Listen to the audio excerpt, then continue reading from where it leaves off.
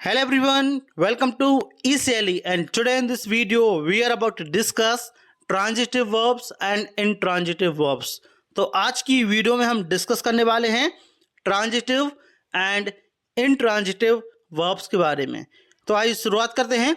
और काफ़ी ज़्यादा कन्फ्यूज़न होती है कि ट्रांजिटिव वर्ब्स कौन होगी और इंट्रांजिटिव वर्ब्स कौन होगी, तो आज की वीडियो में हम जानने वाले हैं। तो सबसे पहले देखते हैं कि ट्रांजिटिव वर्ब्स क्या होती है।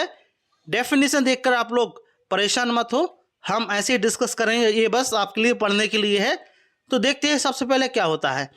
जो हमारी ट्रांजिटिव वर्ब्स रहती है require direct object to complete meaning.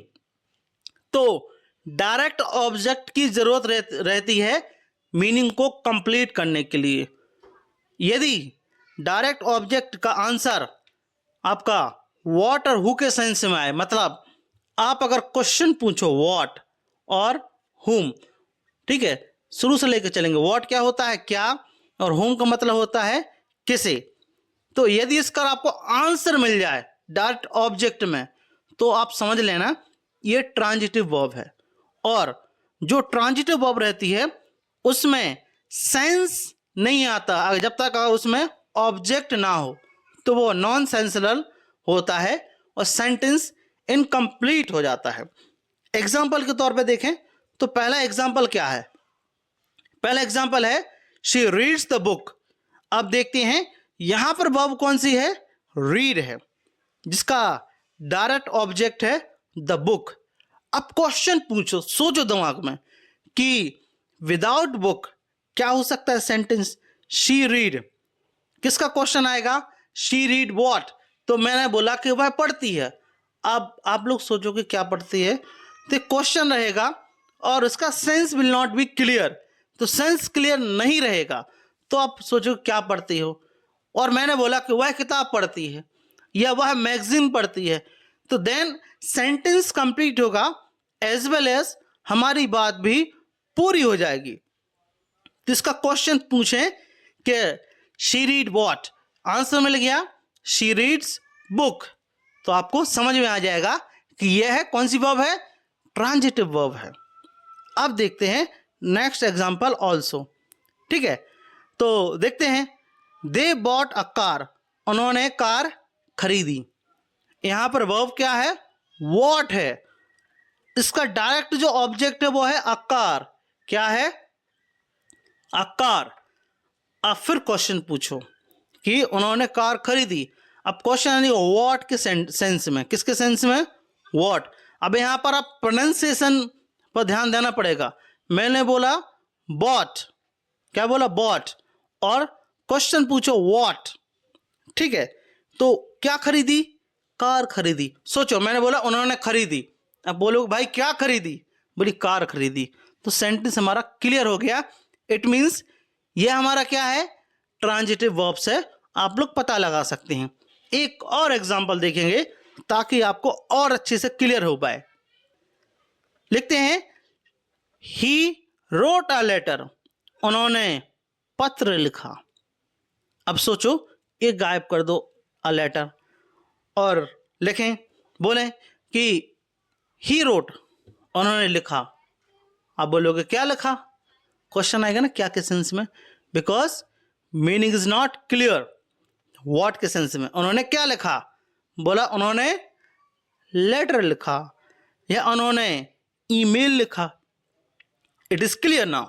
सो ये भी हमारी क्या है, ट्रांजिटिव वर्ब्स है। आई होप आप लोग समझ गए होंगे। एक एडिशनल जानकारी लेते हैं।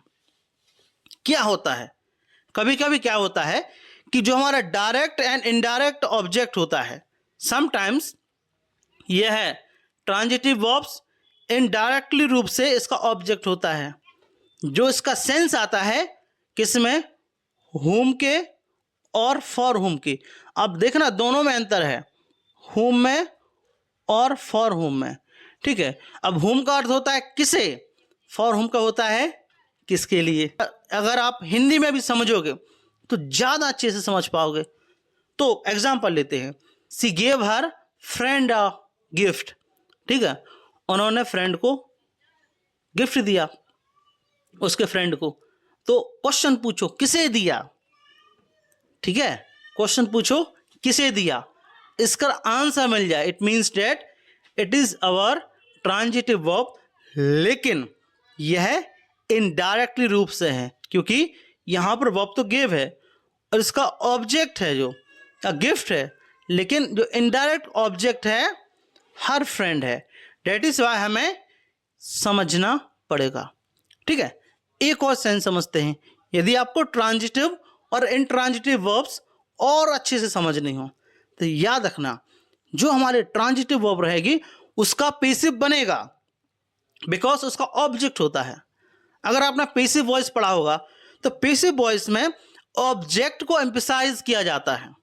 ठीक है, जैसे ये एग्जांपल है, the book is red bye हर, किताब उसके द्वारा पढ़ी जाती है, तो यहां पर किसको एम्फसाइज किया जा रहा है, बुक को, द बुक को। ठीक है, तो इसमें आप समझ पा रहे होंगे कि ऑब्जेक्ट है, तो याद रखना बिना ट्रांजिटिव वर्ब्स की पेसिव वॉइस नहीं बन सकता, इट इज नॉट पॉसिबल। ठीक है, अब देखते हैं इंट्रांजिटिव वर्ब्स। ठीक है, इंट्रांजिटिव वर्ब्स क्या होता है, जिसका ऑब्जेक्ट ना हो और क्वेश्चन आए किसका, व्हाट का, हु का, अगर क्वेश्चन ना हो। ठीक है, क्योंकि इसमें क्या होगा, जो मीनिंग होगा वह है कंप्लीट होगा। क्या होगा, कंप्लीट मीनिंग होगा, उसमें आपको सेंसिबल कुछ नहीं लगेगा क्योंकि पूरा सेंस आएगा। ठीक है, तो a transitive verbs does not require a direct object to complete its meaning. तो जो हमारा ट्रांजिटिव वर्ब होगा उसको कंप्लीट मीनिंग करने के लिए किसी भी ऑब्जेक्ट की आवश्यकता नहीं होगी। ठीक है, और the action of the verb is complete itself, और जो वर्ब का जो एक्शन होगा अपने आप में कंप्लीट होगा, and there is no need for receiver for action. ठीक है, और रिसीवर फॉर एक्शन की आवश्यकता भी नहीं होगी, जिसमें जैसे कि उसमें होती है कि मैंने आपको गिफ्ट दिया। ठीक है, अब मैंने दिया तो जो मैंने एक्शन किया वो रिसीवर है ना, कि आपको दिया, लेकिन इसमें जो आपकी इंट्रांजिटिव वर्ब्स रहेगी उसमें ऐसा नहीं होगा। देखते हैं इसके 2-3 एग्जाम्पल। तो पहला एग्जाम्पल क्या है, ही स्लीप्स पीसफुली, वह पीसफुली सोता है। ठीक है, देखो इसमें जो वर्ब है स्लीप है। अब इसमें क्वेश्चन पूछो कि व्हाट, तो इसका कोई सेंस नहीं रहेगा। ठीक है, तो आप लोग समझ सकते हैं। तो the verb sleeps does not need direct object, इसमें डायरेक्ट ऑब्जेक्ट की आवश्यकता नहीं है। The sentence is complete and meaningful as it stand, जिसका मीनिंग है वो क्या है, कंप्लीट है। एक और एग्जांपल लेते हैं। ठीक है, द बर्ड्स फ्लाई, पक्षी उड़ते हैं। ठीक है, इसमें भी डायरेक्ट ऑब्जेक्ट की जरूरत नहीं है क्योंकि जैसे आपने किसी ने बोला कि द बर्ड्स फ्लाई, पक्षी आसमान में उड़ते हैं, मीनिंग कंप्लीट है। ठीक है, इट मीन्स ये कौन सा है, इंट्रांजिटिव वर्ब से, मतलब इसको रिसीवर की जरूरत नहीं है, ऑब्जेक्ट की आवश्यकता नहीं है। ऐसे ही एक और एग्जांपल लेते हैं। शी लाफ्ड लाउडली, उसने जोर से हंसा। ठीक है, कंप्लीट मीनिंग है। क्वेश्चन पूछो व्हाट और हुम, किसके लिए हंसा, नहीं आ रहा ना, क्या हंसा, क्योंकि कंप्लीट मीनिंग है। तो वर्ब लाफ्ड है, लेकिन ये इंट्रांजिटिव वर्ब है। आई होप आप लोग समझ गए होंगे, लेकिन एक सेंस देखो, यहाँ पढ़ते हैं, the verb laughed stand alone without requiring direct object, तो अकेली खड़ी होती बिना ऑब्जेक्ट की। But adverb loudly modify the verb but does not act as a direct object. तो यहाँ पर एडवर्ब तो है लाउडली, लेकिन यहाँ पर ऑब्जेक्ट की आवश्यकता नहीं है, it means it is our intransitive verbs. I hope आप लोग समझ गए होंगे। ठीक है, थोड़ा सा अगर आप और जानना हो तो और पढ़ लीजिए, वरना आप लोग स्किप कर सकते हैं। अगर आप पढ़ोगे तो आपको बेनिफिट रहेगा, आपको थोड़ा सा एडवांस लर्निंग रहेगी। कुछ एडिशनल डिटेल्स देख लेते हैं। ठीक है, तो यहाँ देखो कॉम्प्लीमेंट, तो कॉम्प्लीमेंट्स क्या है, intransitive verbs can be followed by adverbs और prepositional phrase that add more information about the action but these are not direct object। तो जो हमारी इंट्रांजिटिव वर्ब्स रहती हैं उसमें हम किसका, एडवर्ब्स का और प्रपोजिशनल फ्रेज का यूज कर सकते हैं, होता है, ठीक है। लेकिन इसमें डायरेक्ट ऑब्जेक्ट की आवश्यकता नहीं है। जैसे कि शी रन्स क्विकली, वह तेजी से दौड़ता है, तो क्विकली क्या है, एडवर्ब्स, ऐसे ही, ठीक है। ऐसे ही ही स्लीप्स ऑन द कोच, तो वह कोच में सोता है, तो ये प्रपोजिशनल फ्रेज है, बट हमें आवश्यकता नहीं है, ठीक है। ऐसे ही एक और, वैसे तो हमने पढ़ लिया है इसके बारे में, लेकिन एक बार फिर से जान लेते हैं कि can not form passive voice. मैंने बताया था ना कि जो हमारी इंट्रांजिटिव वर्ब्स रहेगी उसमें हम पैसिव वॉइस नहीं बना सकते हैं, because there is no direct object to become the subject of the sentence, ठीक है। तो इसमें ऑब्जेक्ट की जरूरत नहीं होती है जो कि वो बन पाए, क्या बन पाए, सब्जेक्ट बन पाए पैसिव वॉइस में। तो ये इनकरेक्ट सेंटेंस है कि क्विकली इज रन बाय हर, तो ये इनकरेक्ट है बिकॉज ये इंट्रांजिटिव वर्ब्स है। तो आई होप आप लोग अच्छे से समझ गए होंगे।